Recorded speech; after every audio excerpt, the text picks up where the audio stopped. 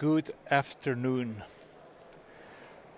Nonprofits, they're often great organizations with wonderful people, and they often use miserable software. And this is what we are trying to fix with Odoo. Today, I want to show you how we fix certain problems with other nonprofits, how we solve them or make them way better with Odoo. So I'll go into, or I'll show you an example on how we took care of the finance side, the declaration reporting side, which is often very tricky with a lot of nonprofits. Will be showing a member portal, so a sort of self-service portal where they can, where the members can self-service themselves and organizations. I'll show you how we take care of volunteer management. And then last, also the dashboard, all of the reporting behind.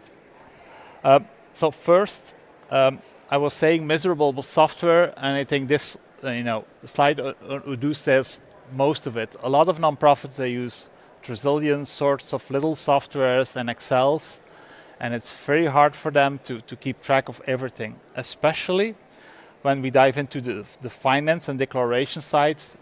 Always they have to use Excels. It's never accurate. It's never. The data is always like from the past months of quarter. And what we've done as an example on the finance side is, for example, Regionaal Landschapsgelden en Durmen. They're sort of a organization. They work 25 people. And they take care of the environment in the neighborhood where you live. So they take care of parks, they make sure there are running paths, they make sure there is greenery at schools, at playgrounds. So they do an amazing job. And what they were trying to do is they get some grants, sometimes they can use for the upcoming 2 years, and then they do all sorts of projects with it.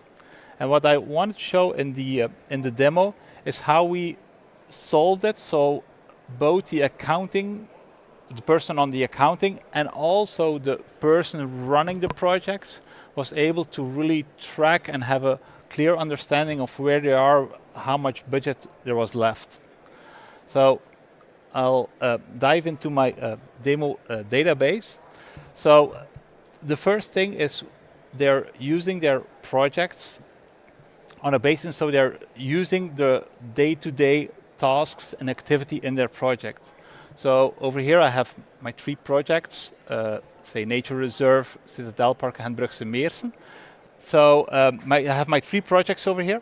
And for example, the Nature Reserve Bourgoin, over here they just use their projects in Odoo, where they keep track of all of their tasks, like what do we need to do.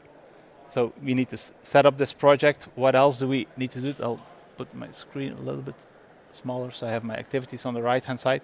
So we're here, like what activities needs to be done? What else did we discuss? What are the typical things we need to do? So they work with template projects, so they don't forget any steps, because a lot of projects, these are the things that needs to be done. We need to set up a project. They include everything. For example, in my example, I will set up a running trail in the park. So that's how they're using it, just on a day-to-day basis. This, in the majority of nonprofits, everybody's using their own to-do system. Some write it down, others put it in their Outlook. But when somebody falls out sick, goes on maternity leave, or just leaves, a lot of information and to-dos is just gone. So that's how they use it, just as an operational side to keep track of everything. Also, within the project, it's very easy to just customize everything. And for example, I will make a new stage. For example, this is on hold stage. And now they just move it in between. And then over here you can set up automations. So for example, if something gets on hold stage, maybe the project manager gets a notification of it. And this is just, basically do just, we can configure it, typically the ad stages, etc. That's something that's normally for administrators, but it's no custom development, it's just, easy to implement. Now, they use it so for their operational side, so of course they can keep track of all of the things they need to be doing, what's the time left per task, but also for their financial side. For example, say they got a grant of 300,000 euros to keep up with the park and set up the running trail in the park. So now, typically in the CRM, a lot of nonprofits say, well, no, that's, it's sales, we don't do sales, but if they get a grant, for example, from a province, it's just the same flow of sales. So what we've done is we set it up, and for example, yes, we will get a grant for the province of East of Flanders, and they just put it in their CRM system, so they know what do they need to take care of, what sort of reporting do they need to do, when are the due dates. But also, they connect a new quotation and an order to it. So when they get the grant, they can now enter it as a sales order or quotation. And if they put in their grants over here, now to my same projects that I saw over there are available in here. And now I can say, okay, so we have a 300,000 grant. One is for Citadel Park. Another grant is for the Gentbrugse Meersen. But there's one more grant, and that's the project we will be working on, is the grant, and that's for our project, the Nature Reserve Bourgogne. And you can make several analytic plans, meaning typically they have to do declaration reporting.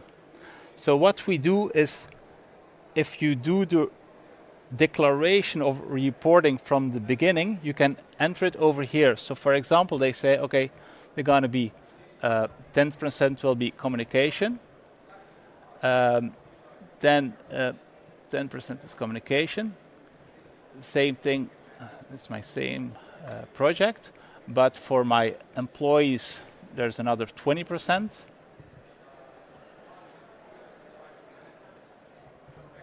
And I have my investment, which is another 20%. And over here, my partners, so this is typically where they buy things. Over here, they can say, okay, for my partners, that's 50% left. So there's 50,000 budget to really, buy things, for example. And now, by doing this over here and keeping track of it, once they confirm it, first of all, now they know how the grant that they are taking from the province of East Flanders, now it's clear how they're going to use that grant, for which kind of projects and declaration and sub-projects they will use it. I'll also attach this order to my project. Right. And now I'll save it. Okay. What I'll do for now, I'll just gonna create an invoice. So that's how they can keep track. Maybe we got notice that the grant, that it's okay, but maybe it's not on our account yet. So now we really know, okay, we'll make an invoice. And I do know that typically for these grants, they don't need to send out a sales invoice, but they do make it internally. So once the grant is on their account, they can really, just make sure, okay, it has been paid. That's how they also know what's open, what's coming. So this is an invoice for the province of East Flanders. And now for a project manager, if they now look into their project and they go into the Nature Reserve, the Bourgogne, they still have their tasks, but over here at the dashboard or analytic, they can see that they have that all of their, maybe I'll put it on analytic items. Now they see they have the 100,000 budget over here. So see, you have the grants, the communication that I split up, the employees, investments, and partners. Now, of course, this is the incoming part, and now they start working, and they, for example, they want to put the running trail. So let's do the groundworks. Let's do a purchase order. So what they do is they send a new purchase order for the groundworks to make sure that our running trail is okay. Okay, groundworks Egremont, and over here on my product, I have my groundworks, and now same thing. So I do my groundworks, and I will distribute. We're gonna send out this purchase order to this company, and over here this is attached directly to the right project. So this is our nature reserve Bourgogne, and where is it for? It's for my partners.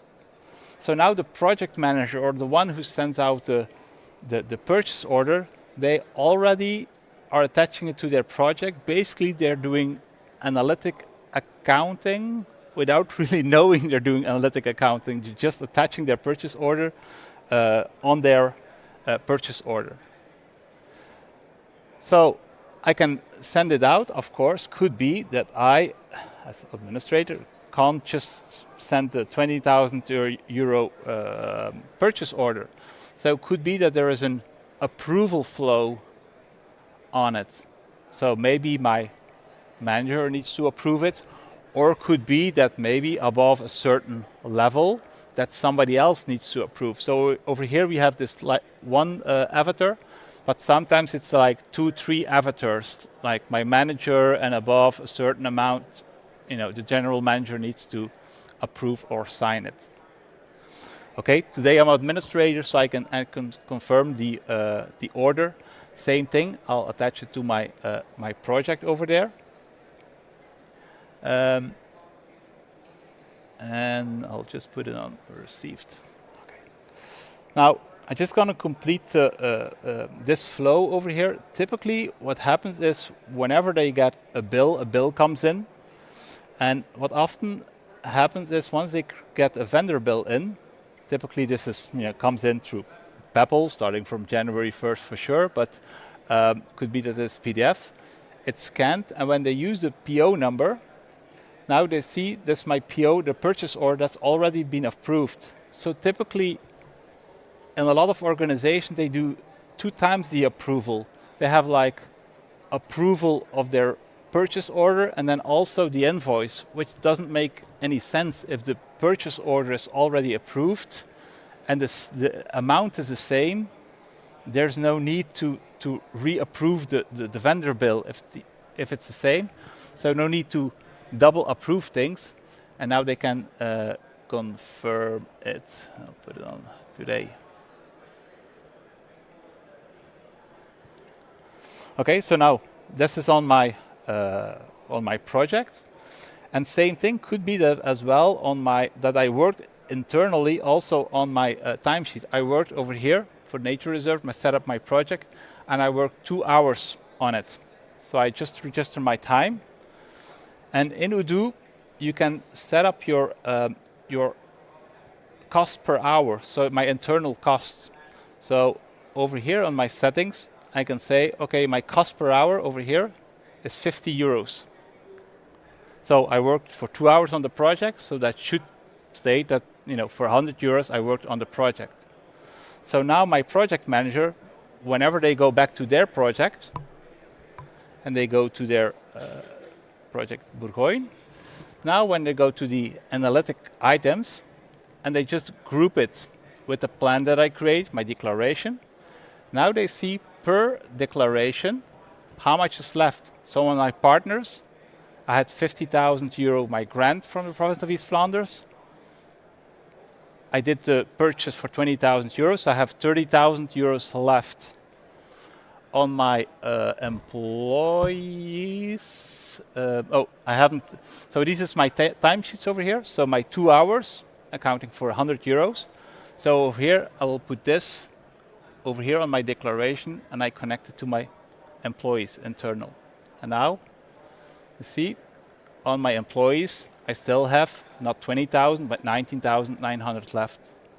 And that's how, if you put in all of your declaration from the beginning, all of the reporting in the end, that's sometimes often complex, nobody really likes to do it, you can take care of from the beginning.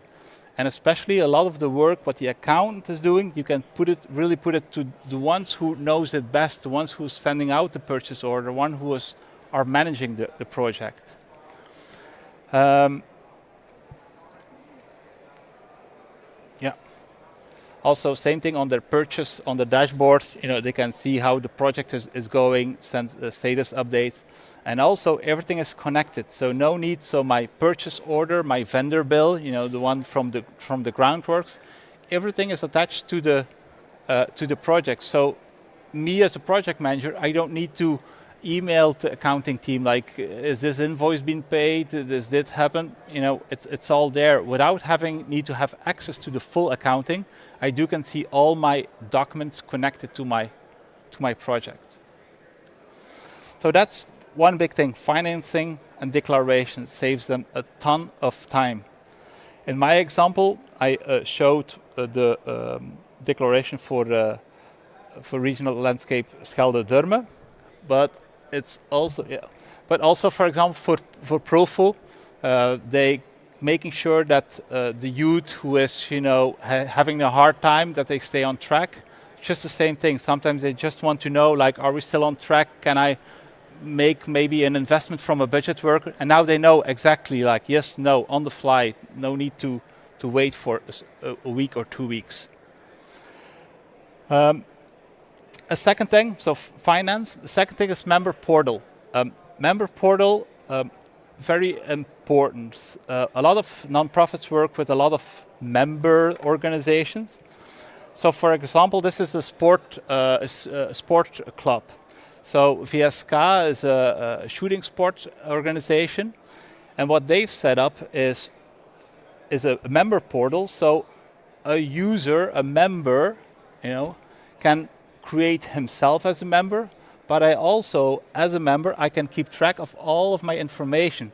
So all of my licensing numbers are on there. Typically, for a sporting shoot, you need a lot of licensing. Are they okay? Maybe I move to another address. I can take care of it myself through the portal. Also, same thing for the club portal. So over here, it's administrator of the club portal. So I'm with an association, I have my club, and I have my members. Over here, the club itself, the administrator, can take care of all of his members on the club portal. So maybe this member is no longer active. Instead of sending out Excels, this is how it was done before, sending out Excels, sending it back, extra columns, they just do it immediately on the club portal. And everything is attached to it. A member, this is how many members they pay per member that's associated with the club, so they pay. So club portal, same thing, for example, for the Vlaamse Sportfederatie, Flanders Sports Association. We're building a portal. There are more than 20,000 sport clubs in Belgium. They are working with 15 people. They can't, keep track of every sport club. What we've done is a portal, so a sport club can create himself with the additional members. And sometimes the sport club is also attached to an association. So I'm a surf club, but I'm attached to the water sport association, and so they can take care of it themselves. So a self-service portal really makes sense. Volunteer management.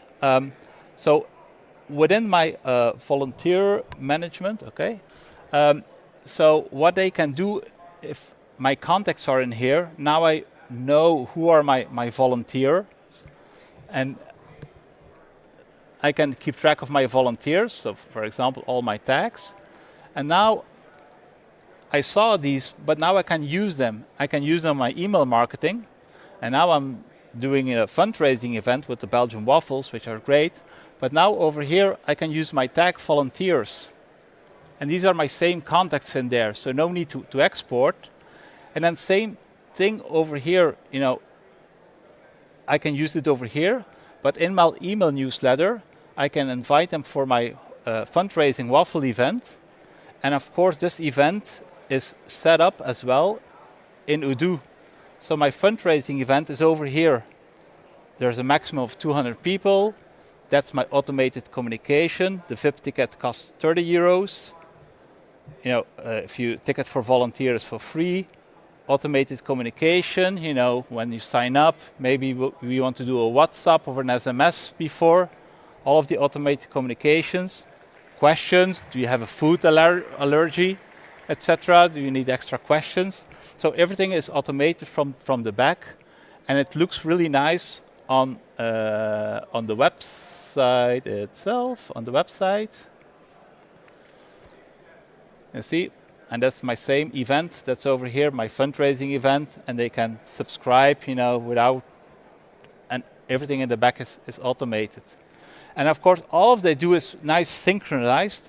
And of course, now they also have the full reporting on it, because when they use the dashboards on it, now they can keep track of everything, like how are the projects running, what is going well, and this is fully customizable. So in the back, really, there is an Excel. You can customize, this is how we want to have a reporting. And these are like 4 steps we often take care for nonprofits, and it really makes a huge difference on how they work.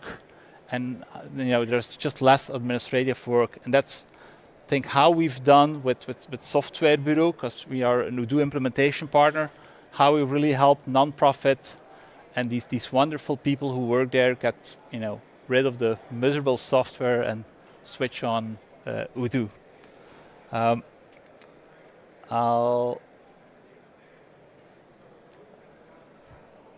It's time, yeah, I know. Any questions? This is the path, or the link to the path. Hi. Hey. Thanks very much for your talk. It was Welcome. very interesting. Thank you. 2 questions.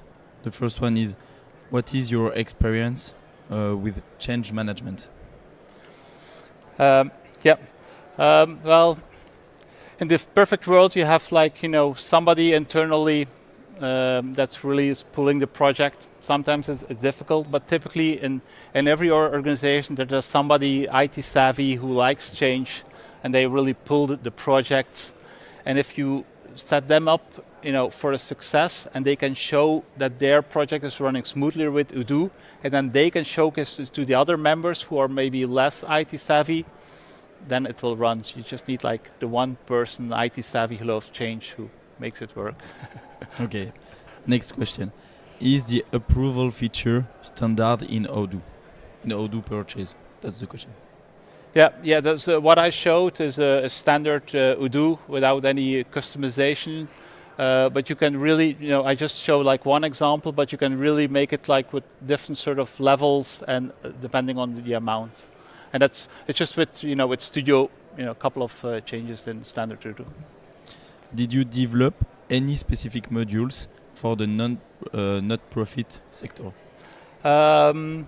Yes, we've done some changes. For example, you see I always made an invoice for my sales order. So typically what we've done is make sure that if it's a purchase order that hasn't been invoiced, that's already visible on the project itself, so they know there's an invoice coming.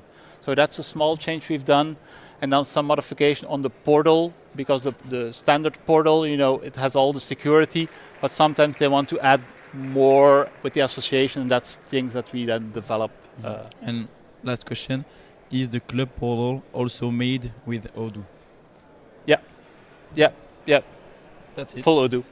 Yeah. Thank you very much for your talk. More than welcome. Thank you.